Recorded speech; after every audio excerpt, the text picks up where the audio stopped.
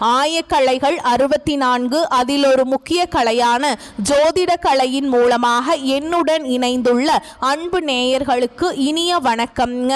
கடக ராசி நேயர்களுக்கு புதுசா அப்படி என்ன இருக்க போகுது, எப்பவும் போல வாழ்க்கை கீழேயே தான் போகுது அப்படின்னு கதரும் நேயர்களுக்கு ஒரு நல்ல செய்தி காத்திருக்குதுங்க. அந்த செய்தியை தெரிஞ்சுக்கிறதுக்கு முன்னாடி இந்த உலகை காக்கும் முருகப்பெருமானுடைய பாதம் தொட்டு வணங்கி இந்த வீடியோக்குள்ள போலாங்களா?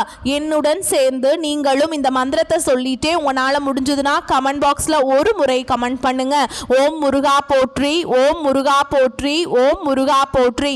பழனி ஆண்டவா, செந்தூர் வேலவா, சீரும் போர் தளபதியே, சேவல் கொடி ராஜாவே, நீதான் ஐயா இந்த அப்பாவி மக்களை கஷ்டங்களிலிருந்து காப்பாற்றி காலம் முழுக்க கூடவே இருக்கணும். இவங்களுக்காக நான் தினமும் உங்ககிட்ட வேண்டிக்கிறேன். இவங்களுக்கு ஒண்ணுனா நீதான் ஐயா பொறுப்பு.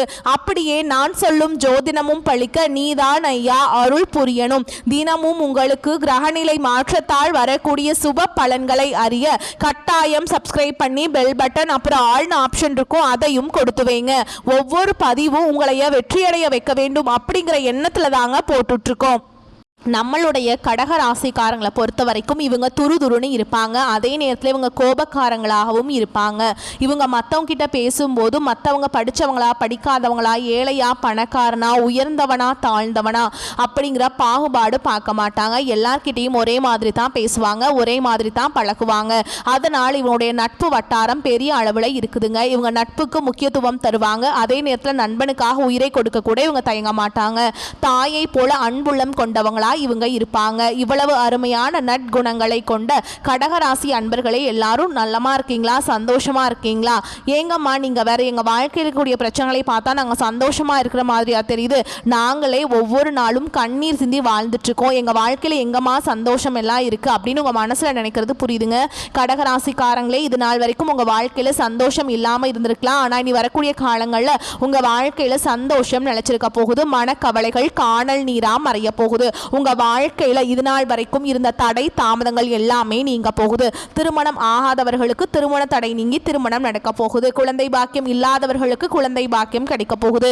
பூர்வீக சொத்து ரீதியா இருந்த அனைத்து பிரச்சனைகளுக்கும் தீர்வு கிடைக்க போகுது. உங்களுடைய குடும்பத்துல சந்தோஷமான நிகழ்ச்சிகள் அடுக்கடுக்கா நடக்க போகுதுங்க. கடகராசிக்காரங்களே, உங்க வாழ்க்கையில் இந்த காலகட்டம் பல்வேறு நன்மைகள் உண்டாக போகுது. கடினமான பணிகளை செய்து முடிக்கும் துணிச்சல் உங்க மனசுல ஏற்பட போகுதுங்க.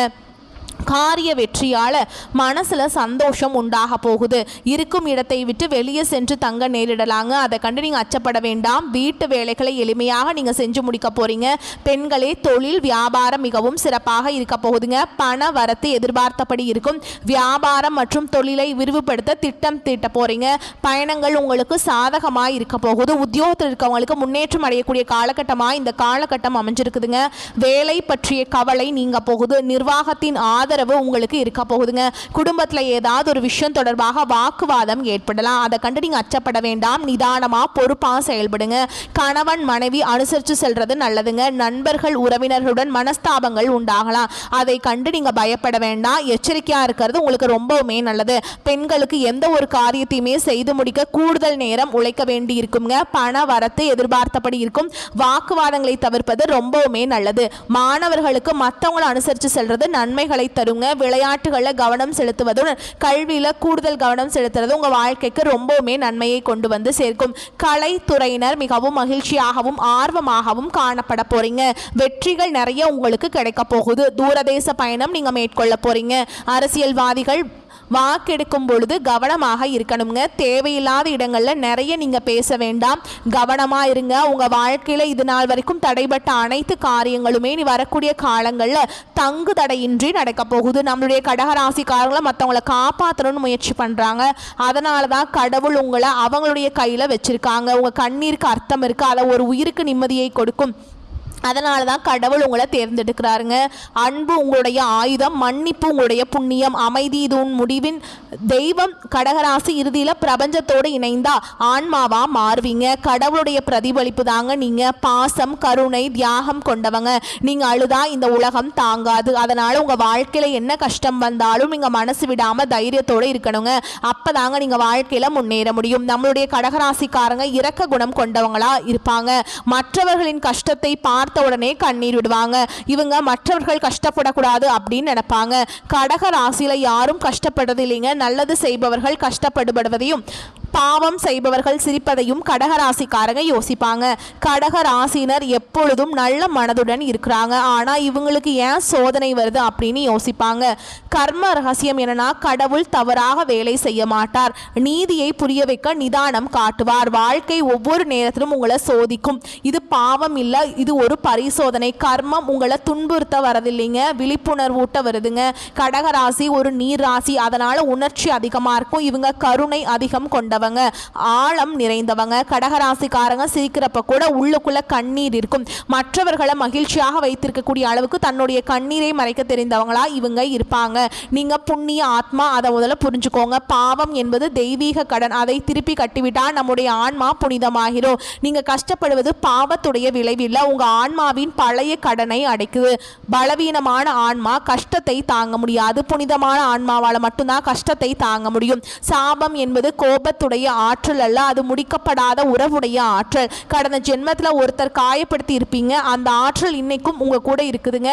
கர்மம் நம்மளை தண்டிக்காது, கற்பிக்கும். பாவம் அழிக்கப்படாது, புண்ணியத்தால கரையும். சோதனை வந்தா அதற்குள்ள அமைதி இருக்கு, அதை புரிஞ்சுக்கணும். புனித ஆத்மாதான் கடினமான சோதனையை பார்க்கும். கடகராசிக்காரங்க எல்லாருமே தாங்க முடியாதது தாங்கிட்டு இருக்கீங்க. அது பலவீனம் இல்லை, உங்களுக்கான பரிமாணம். கடகராசி சந்திர பகவானால் ஆளப்படக்கூடிய ராசி. இதனால் உங்கள் மனசு ஆசீர்வாதமாகவும் இருக்கும், அதுவே உங்களுக்கு சாபமாகவும் இருக்கும். மனசு சரியான சமநிலையாக இருந்துட்டா நீங்கள் ஒரு பேரரசர் மாதிரி வாழலாம். மனசு கலங்கி போச்சுன்னா உலகமே உங்களுக்கு எதிராக தோணும். பிறைநிலா வழிபாடு, இரவுல தியானம் பண்ணுறது, அம்மன் வழிபாடு பண்ணுறது, இதெல்லாம் சுக்கிரனை சமாதானப்படுத்தக்கூடிய வழிமுறைகளாக இருக்குதுங்க. கடகராசியில் பிறந்த ஆன்மாக்கள் பெரும்பாலும் முன்ஜென்மத்தில் காவல், தூய்மை, தியாகம் சம்பந்தப்பட்ட வேலையில இருந்திருப்பீங்க. அதனால தான் இப்போ உங்கள் வாழ்க்கையில் பாதுகாப்பு மனசோடு இருக்கீங்க. எப்போவுமே மற்றவர்களை காப்பாற்றணும்னு நினைப்பீங்க. உங்களுடைய மனசு தப்பாக யோசிக்கவே யோசிக்காது. மற்றவங்களுடைய பாதுகாப்புக்காக தன்னுடைய வாழ்க்கையை அர்ப்பணிக்கிறதுல முதன்மையான ராசினா அது நம்மளோட கடகராசி தான். தீமை செஞ்சவனுக்கு கடவுள் கை கொடுப்பாருங்க. நல்லவன் சோதனையால தெய்வமாமா. நல்லவர்கள் தெய்வத்துக்கு ஈடானவங்க. அதனால தான் கடகராசியை கடவுள் ராசின்னு சொல்றாங்க. கடகராசிக்காரங்க நல்லவங்க, அதனால தான் கடவுள் உங்களை சோதிக்கிறார். உங்களை தெய்வமாக மாற்ற நீங்க கஷ்டப்படுறதுக்கு பின்னால் ஒரு நாள் பிரபஞ்சம் முழுவதும் உங்களை போற்றுங்க. உங்க மனசை சாந்திப்படுத்த, மனசை சமநிலையா வச்சுக்கிட்டாவே நீங்க வெற்றி அடைஞ்சிருவீங்க. அம்மன் வழிபாடு, நீர்ல இறங்கி தியானம் பண்றது, திங்கட்கிழமைகள்ல விரதம், இதெல்லாம் சந்திரனை சமன்படுத்தும். வாழ்க்கை உன்னை துன்பப்படுத்த வரலைங்க, அது உன்னை தெய்வமாக மாற்றிட்டு இருக்கு. இந்த சோதனை உங்களை உயர்த்தி வைக்கும். பிறர் அனுபவிக்க முடியாத ஆன்ம வளர்ச்சியை நீங்கள் அனுபவிக்க போறீங்க. கடகராசிக்காரங்க உணர்ச்சி, வழி, வேலையை செய்யக்கூடிய மனுஷங்க. மற்ற ராசிகள் தொழில் பண்ணுறாங்க அப்படின்னாக்கா பணம் சம்பாதிக்கிறதுக்கு. ஆனால் கடகத்தை பொறுத்த வரைக்கும் பணத்தை மட்டும் சம்பாதிக்கிறதுக்காக இல்லைங்க, அது ஒரு கடமையாக நினச்சி செய்வாங்க. அரசாங்க வேலை கடகராசிக்கு மிகவும் உயர்ந்ததுங்க. ஏன்னா இவங்களுக்கு இயல்பாகவே ஒரு பொறுப்புணர்வு இருக்குது, தாய்மை உணர்வு இருக்குது. தொழில வளர்ச்சி பெறணும் அப்படின்னாக்கா இவங்க ஜோதிட அம்சங்கள் சந்திரன் பிளஸ் குரு இணைஞ்சிருக்கணுங்க. அரசாங்க உயர்வு, புகழ் பெறும். சூரியன் 10ஆம் பாவத்தில் இருந்தா தலைமை பொறுப்பு வரும்.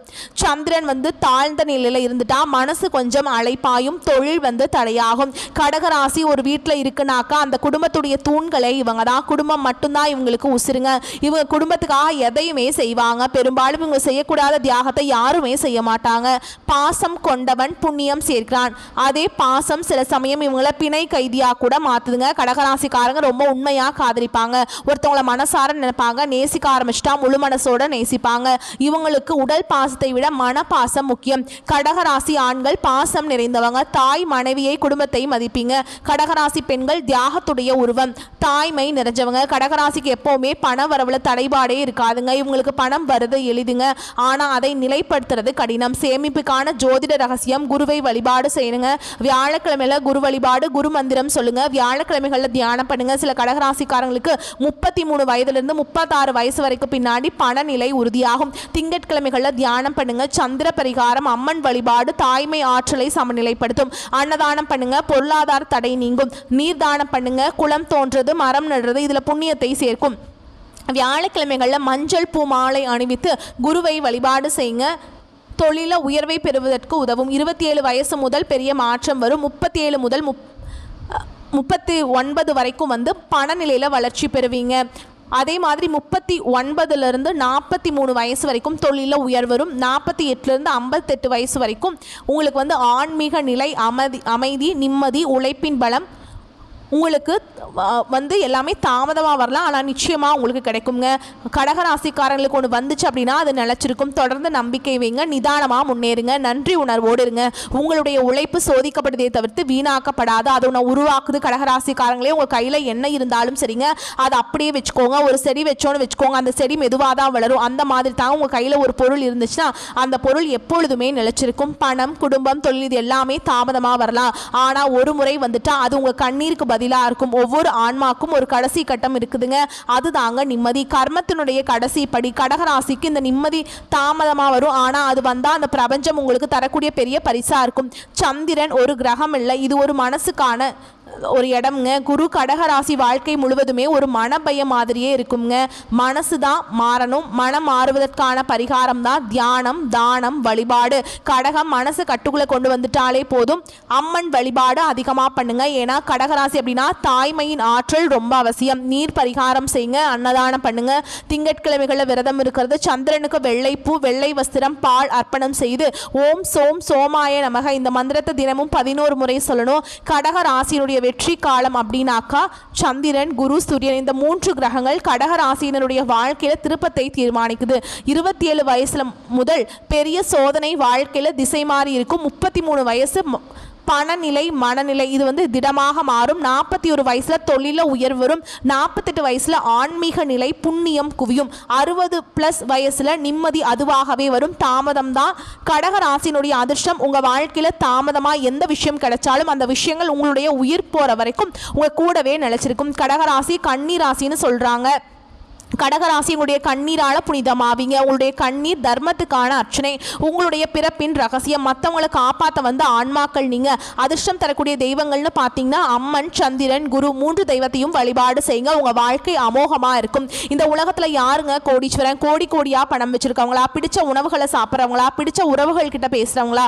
இதுல யாருமே கோடீஸ்வரன் கிடையாதுங்க. யார் ஒருத்தவங்க நோய் நொடி இல்லாம, மனக்கவலை இல்லாம நிம்மதியா தூங்குறாங்களோ அவங்க தான் இந்த உலகத்திலேயே சிறந்த கோடீஸ்வரன். அப்பேற்பட்ட கோடீஸ்வரன் ஆகக்கூடிய யோகம் உங்களுக்கு இந்த காலகட்டத்தில் அமைஞ்சிருக்குதுங்க. உங்க வாழ்க்கையில் நீ வரக்கூடிய காலங்களில் கவலை, கண்ணீர் அப்படிங்கிற பேச்சுக்கெல்லாம் துளி கூட இடம் கிடையாதுங்க. இது நாள் வரைக்கும் உங்களுடைய மனசுல இருந்த மனக்கவலைகள் எல்லாம் நீ வரக்கூடிய காலங்களில் காணாம போக போகுது. நீங்க சந்தோஷமான ஆரோக்கியமான வாழ்க்கையை இனி வரக்கூடிய காலங்களில் வாழ போறீங்க. உங்க வாழ்க்கையில சந்தோஷம் நினைச்சிருக்க போகுது. அடுத்ததான் நம்மளுடைய கடகராசியில் இருக்கக்கூடிய ஒவ்வொரு நட்சத்திரக்காரர்களுக்கும் இந்த காலகட்டம் எப்படி இருக்குன்னு பார்க்கலாங்க. நம்மளுடைய கடகராசியில் இருக்கக்கூடிய முதல் நட்சத்திரம் புனர்பூச நட்சத்திரம், 4ஆம் பாதம். உங்களுக்கு இந்த காலகட்டம் எப்படி இருக்குன்னு பார்க்கலாங்க. உங்களுடைய பிள்ளைகளின் எதிர்காலம் சிறப்பாக இருக்க போகுது. உறவினர்கள், நண்பர்களின் உதவி உங்களுக்கு கிடைக்க போகுது. திறமையாக பேசுவதன் மூலம் காரிய அனுகூலம் உண்டாக போகுது.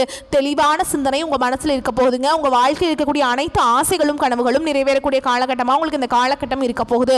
உங்க வாழ்க்கையில தடைப்பட்ட அனைத்து காரியங்களுமே நீ வரக்கூடிய காலங்களில் தங்கு தடையின்றி நடக்க போகுது. உங்க கையில பணப்புழக்கம் அதிக அளவில் இருக்க போகுது. திருமணம் ஆகாதவர்களுக்கு திருமணம் நடக்க போகுது. அடுத்ததான் நம்மளுடைய கடகராசியில் இருக்கக்கூடிய நட்சத்திரம் பூச நட்சத்திரம். உங்களுக்கு இந்த காலகட்டம் எப்படி இருக்குன்னு பார்க்கலாங்க. உங்களுடைய மனசுல உற்சாகம் உண்டா போகுது. மன அமைதி ஏற்பட போகுது. உங்களுடைய வாழ்க்கை சிறப்படைய போகுதுங்க. நீங்க கோபப்படாம பொறுமையா இருந்தா வாழ்க்கையில் அனைத்து காரியத்திலையுமே உங்களால வெற்றி அடைய முடியும். உங்களுடைய மனக்குழப்பம் எல்லாம் காணாம போக போகுதுங்க. உங்களுக்கு இந்த காலகட்டத்தில் குழந்தை பாக்கியம் இல்லாதவங்களுக்கு குழந்தை பாக்கியம் கிடைக்க போகுது. பூர்வீக சொத்து ரீதியாக இருந்த அனைத்து பிரச்சனைகளுக்கும் தீர்வு கிடைக்கக்கூடிய காலகட்டமாக இந்த காலகட்டம் இருக்குது. உங்கள் கையில் பணப்புழக்கம் அதிக அளவில் இருக்க போதுங்க. திருமணம் ஆகாதவர்களுக்கு திருமணம் நடக்க போகுது. நீங்கள் ஒருத்தவங்கிட்ட பேசும்போதும் சரிங்க, ஒரு செயலை செய்யும் போதும் சரி, 1க்கு 2 முறை ஆலோசனை பண்ணி செயல்படுறது ரொம்பவும் நல்லதுங்க. அடுத்ததான் நம்முடைய கடகராசியில் இருக்கக்கூடிய நட்சத்திரம் ஆயில்ய நட்சத்திரம். உங்களுக்கு இந்த காலகட்டம் எப்படி இருக்குன்னு பார்க்கலாங்க. உங்கள் வாழ்க்கையில் நன்மைகள் ஏற்பட போகுதுங்க. பண வரத்து இருக்க போகுது. இழுபறியான காரியங்கள் சாதகமாக முடிய போகுது. எதிலும் கூடுதல் கவனத்துடன் நீங்க செயல்படுறது நல்லதுங்க. தொழில் வியாபாரம் தொடர்பாக அலைய வேண்டிய சூழல் இருக்கு.